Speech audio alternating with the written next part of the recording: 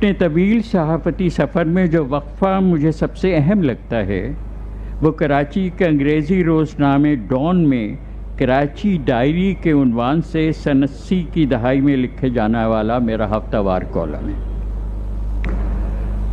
وہ پاکستان اور کراچی کی تاریخ کا ایک اہم دور تھا جب جنرل ضیاء الحق کے ماشاء اللہ کی لمبی رات ہمارے سروں پہ مسلط تھی، اور اس کے بعد ایک ایسا دور بھی کراچی نے برداشت کیا جب وحشتوں کا راج تھا۔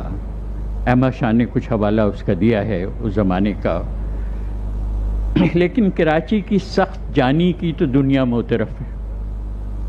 کسی نے اسے دنیا کا سب سے خطرناک شہر بھی کہا۔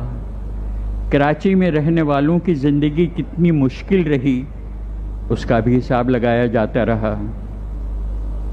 اب شاید یہی وہ تجربات ہیں جنہوں نے کراچی کو زندہ رہنا سکھایا ہے۔